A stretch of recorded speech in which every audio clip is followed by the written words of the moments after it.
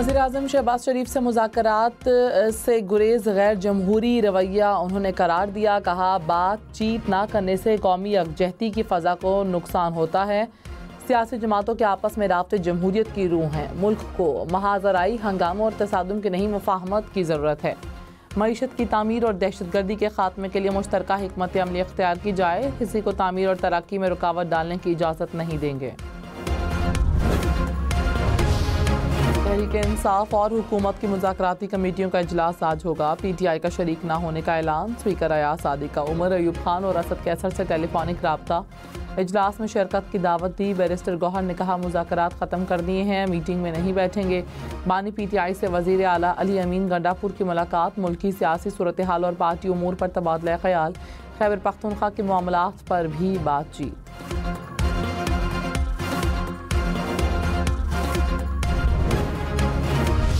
वफाकी काबीना का इजलास आज होगा। वज़ीर-ए-आज़म शहबाज शरीफ की सदारत में होने वाले इजलास में मुल्क की मजमूई सियासी सूरत हाल, मुआशी सूरत हाल का भी जायज़ा लिया जाएगा। शरह सूद में मज़ीद 1% कमी, 13 से कम करके 12% मुकर्रर। स्टेट बैंक ने नई मॉनेटरी पॉलिसी का ऐलान कर दिया। गवर्नर जमील अहमद ने कहा, रवा माली साल तरक्की की शरह 2.5 से 3.5% तक रहने की तवक्को है। महंगाई की शरह 5.5 से 7.5% रहने का इम्कान। ज़राई पैदावार कम रहने का असर GDP पर पड़ा। बरामदात पर कोई पाबंदी नहीं। मुआशी आशारे मस्बत हैं। ज़र मुबादला ज़खायर में तवक्कात से ज़्यादा इजाफा हुआ।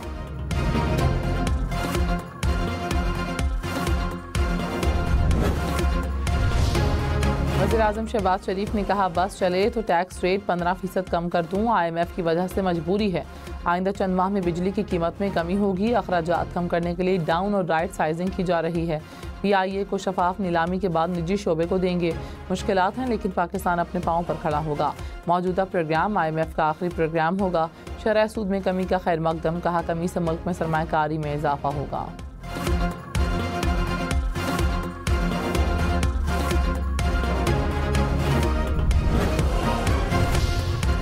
खैबर पख्तूनख्वा में कॉरपोरेट फार्मिंग पर भी टैक्स आए। छोटी कंपनी पर 20%, बड़ी कंपनी पर 29% टैक्स लागू होगा।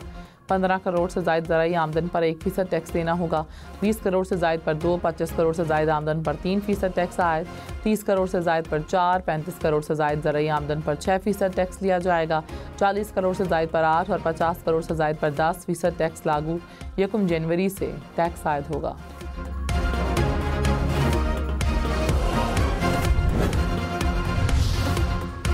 सेनेट इजलास में मुतनाज़ा पीका तरमीमी एक्ट की रिपोर्ट पेश। वज़ीर कानून आसिम नसीर तारन ने कहा, कानून को आज मंजूरी के लिए पेश करेंगे। तहरीक इंसाफ के अरकान का ऐवान में एहतजाज। मुतनाज़ा कानून के खिलाफ सहाफ़ियों का प्रेस गैलरी से वॉकआउट। सिंध असम्बली इजलास के दौरान भी सहाफ़ियों का एहतजाज।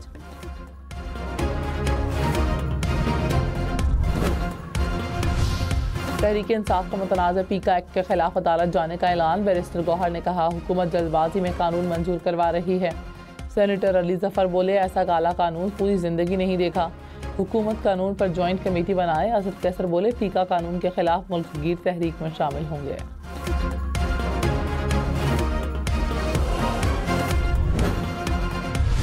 PFUJ का मुतनाज़ा पीका एक्ट के खिलाफ मुल्क गिर एहतजाज का ऐलान। जॉइंट एक्शन कमेटी की एहतजाज की हिमायत।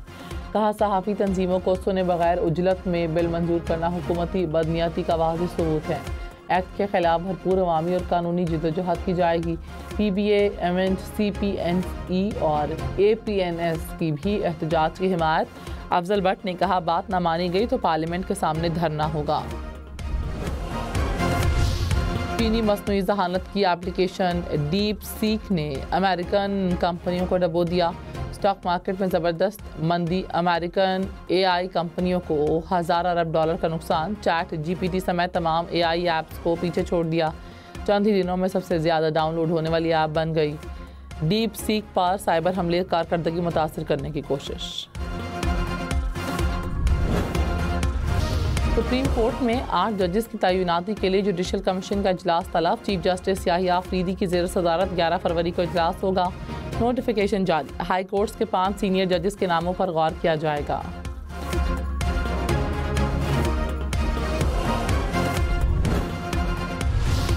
सदर आसिफ जरदारी ने सिंध हाई कोर्ट के 12 एडिशनल जजेस की मंजूरी दे दी।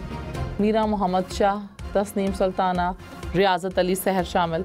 मोहम्मद हसन अकबर भी सिंध हाई कोर्ट में जज मुकर्रर। खालिद हुसैन शाहानी, अब्दुल हामिद एडिशनल जज तैनात। जान अली जुनेजो और निसार अहमद भी सिंध हाई कोर्ट में जज मुकर्रर। अली हैदर, उस्मान अली हादी और मोहम्मद जाफर रजा भी एडिशनल जज तैनात।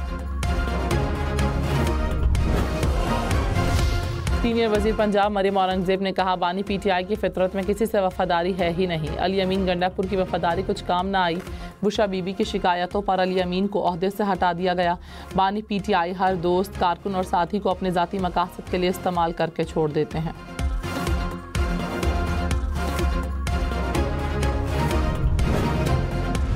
वज़ीर आला पंजाब से वर्ल्ड बैंक के रीजनल नायब सदर की मुलाकात। वर्ल्ड बैंक के मंसूबों पर तबादला ख्याल। मरीम नवाज ने कहा, सेहत, तालीम समेत दीगर मंसूबों में मजीद मुआवनत के ख्वाह हैं। वज़ीर आला पंजाब से चीन के BGI ग्रुप के चेयरमैन की भी मुलाकात। कपास की पैदावार में 15% तक इजाफे के लिए GMO कॉटन की काश्त पर इत्तफाक।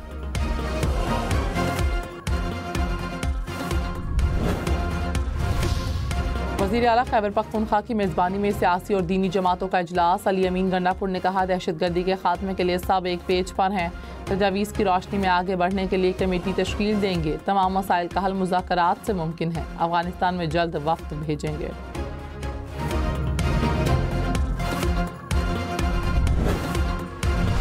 खैबर पख्तूनख्वा में निगरान दौर में भर्ती मुलाजमीन को निकालने का बिल मंजूर। सूबाई असम्बली ने मंजूरी दे दी। 22 जनवरी 2023 से 9 फरवरी 2024 तक इत्तलाक होगा। 7 रुकनी कमेटी तश्कील दी जाएगी।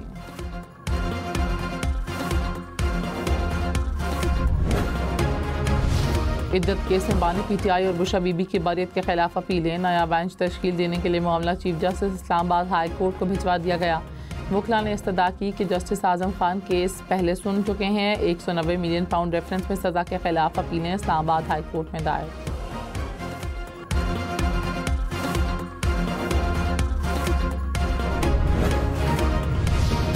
बिलावल भुट्टो से एमएल वली खान की मुलाकात। मुल्क की सियासी सूरत हाल पर बातचीत।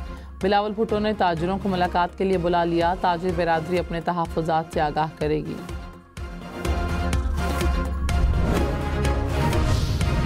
पीर के तेमरगराह मेडिकल कॉलेज में 10 साल से तालीमी सिलसिला शुरू ना हुआ। खैबर पख्तूनख्वा असम्बली में पेश दस्तावेज़ात के मुताबिक कॉलेज में तलबा नहीं। 196 मुलाजमीन भर्ती किए गए। 2 साल में मुलाजमीन को 58 करोड़ रुपए की अदाइयाँ हुई। कॉलेज का अभी तक किसी यूनिवर्सिटी या PMDC से इल्हाक नहीं हुआ। वफाकी वज़ीर मुसद्दिक़ मलिक ने कहा, कोशिश है सबको सस्ती गैस दें, मगर गैस हमारे पास है नहीं। आलमी मंडी से महंगी गैस खरीदते हैं जो है ही नहीं, वो कहाँ से दे सकते हैं। गैस की कीमत इतनी बढ़ गई कि अब बिजली बनाने वाले भी नहीं खरीदते। कोशिश है साहिब हैसियत लोगों से ज़्यादा कीमत वसूल करें।